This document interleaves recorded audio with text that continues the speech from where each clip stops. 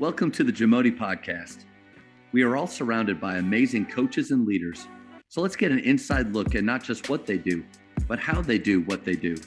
After all, becoming the best versions of ourselves is Jamodi, just a matter of doing it. Coaches, we are all searching for ways to better evaluate players in order to give meaningful feedback. Over 15 years ago, I put together a test called the Jamodi Skill Rating. The JSR takes players through a series of tests involving basketball skill or athleticism, giving them one rating at the end. Their JSR rating will give you clarity on what needs to be discussed with players and parents on areas they need to focus on improving. I test our players at least 4 times each year. They're able to compete against each other, past players' scores, and most importantly, their past performances. If you'd like to start testing your athletes, email me at jamodipodcast@gmail.com for more information. I would love to know a little bit about what makes your program different. And even though I'd said it's more about building teams, you've been there so long that you know exactly where you can take a group, and it may be different from year to year, but what are some of those things that you would say, like Baylor basketball, strength and conditioning, or basketball in general, this is what we're about? Our daily approach is founded in the way I was raised and the way I was taught to work.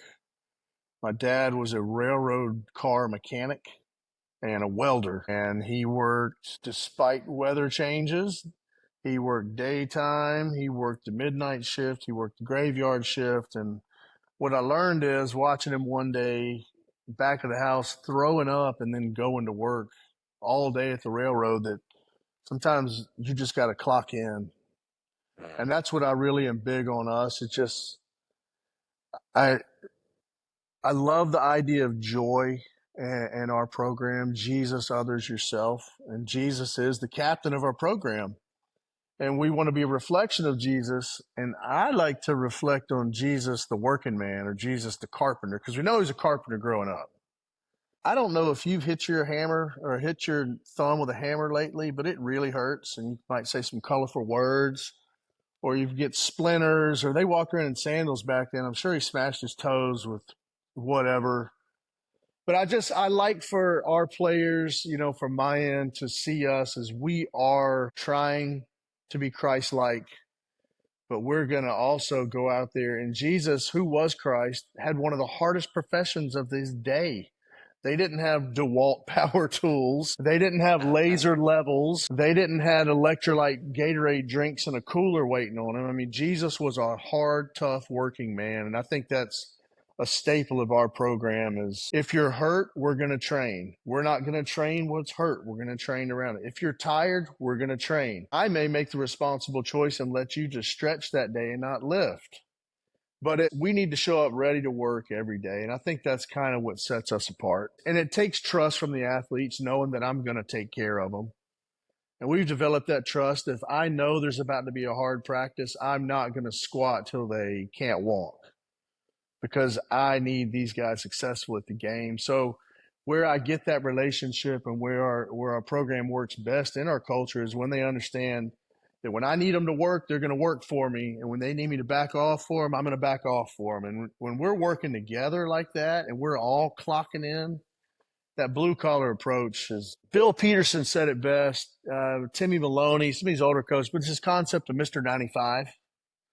You do 95% of the basketball game without a ball in your hands. What are you doing for the 95% of the game when you're not shooting or passing? You better be setting screens. You better know what defense coach called in. You better be echo relaying it so the guy in front of you knows where to be. And that, to me, is blue-collar basketball, when you're vocal, when you're engaged with what the coach wants. I mean, I can keep going on, but that's kind of to give you a sketch of the way I feel about it. That you're talking about, that you have to push on certain days, to pull back on certain days. I think that's hard to gain or to learn. How do you go about developing that feel that you have? The way I approach brand new athletes is first to establish that trust so that we can go the places we need to go, where they're going to have to trust me, because they're going to come. So I work on trust and data collection early on. Some systems of training suggest that early in your training cycle, you need to find out what their maxes are on their lifts. I need to know how much they squat. I need to know how much they bench press, and then I can plan their numbers. And then I can have phases for strength, phases for power, phases for size. But I got to get their max first. We don't operate with maxes. We don't get maxes until the end of the summer. What we do is in June, typically start with unloaded, lightly loaded movement patterns. So I'm going to body weight squat them in a warm up. I'm going to body weight lunge them. We're going to do bear crawls. We're going to see how well they can do pull ups. I want to learn how their bodies move. A short guy is going to look different than a tall guy on a lunge, but they're both going to be right. Jonathan Motley at a full sprint mechanic going baseline to baseline is going to look different than Pierre Jackson.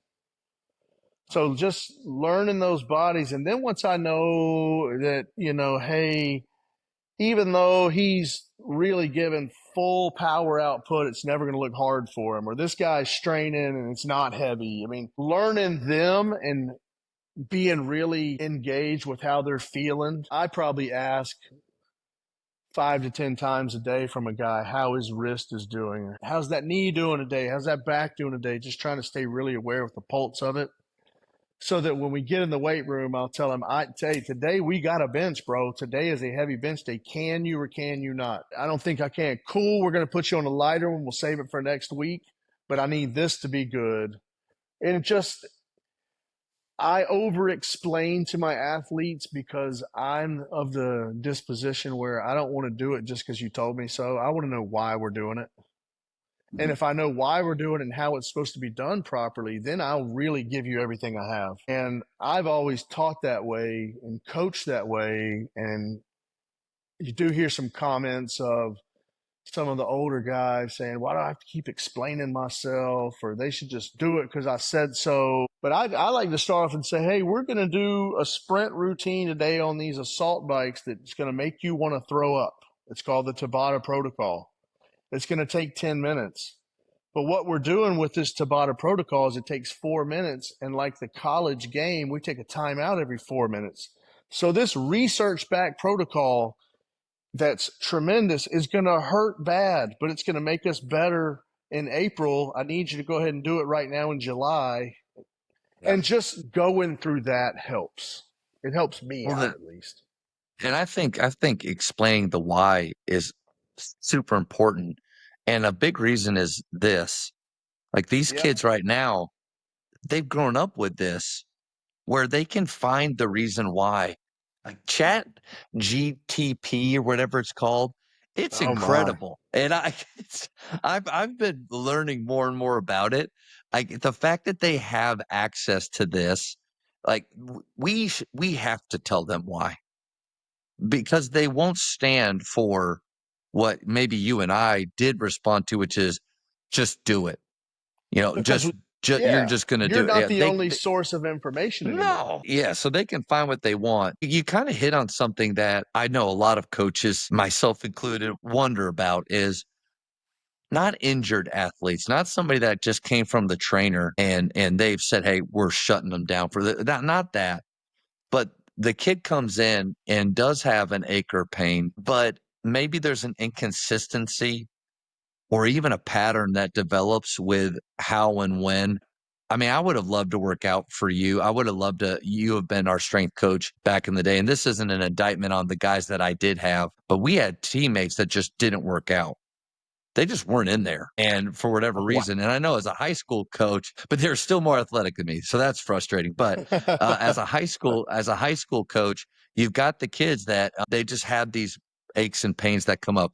How do you decipher between what's something they can push through? Maybe we just need to dig a little bit deeper, or do you even just reject that whole idea to begin with? And like you had said, okay, you feel this way.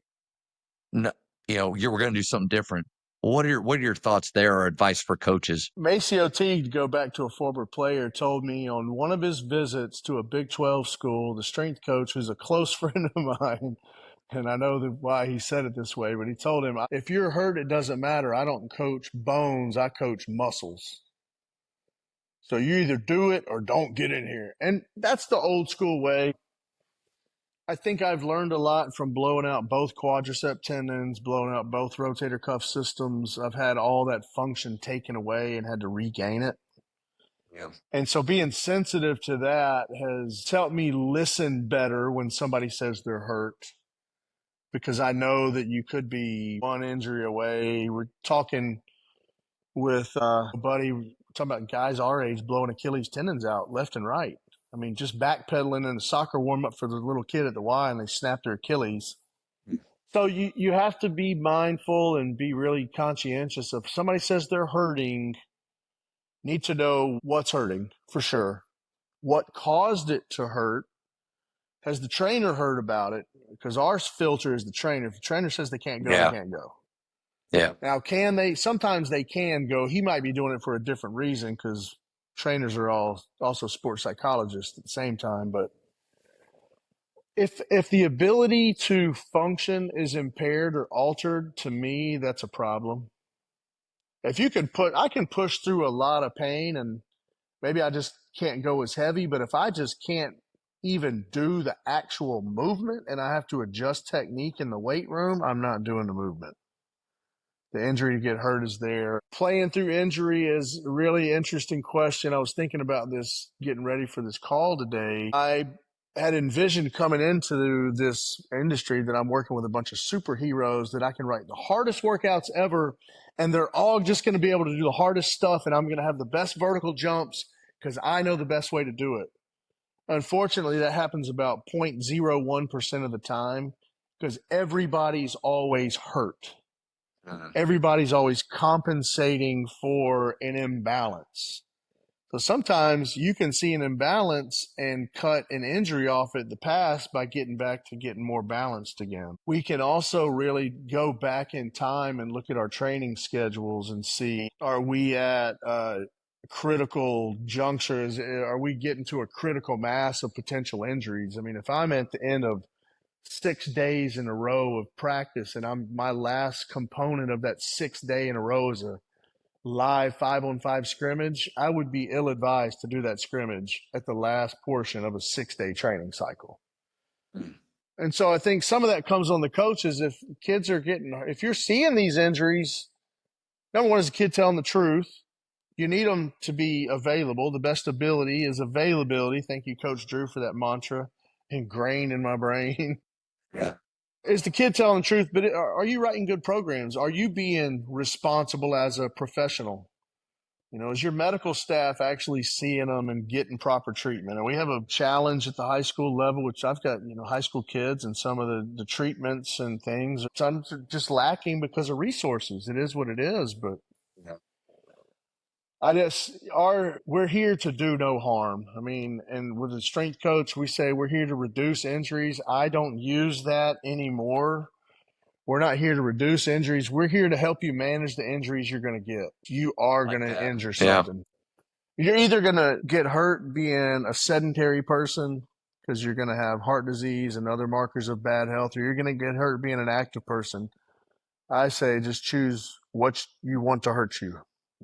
I'll pick my poison with training. It's a good point. If that's the way you're thinking, then I should continue to play 3-on-3 on Saturdays, because I feel like I get hurt every time I do it. And then when I don't do it, I feel better. No, but how often do you think, especially maybe the high school coaches that are in charge of building these programs?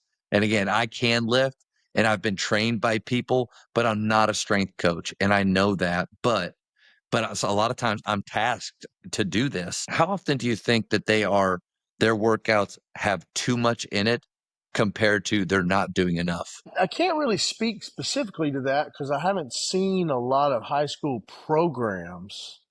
I do have word of mouth from one of my sons who's at a school, private school, where you can play basketball, football, track and field, anything you want. You can play all year round. Great school in town.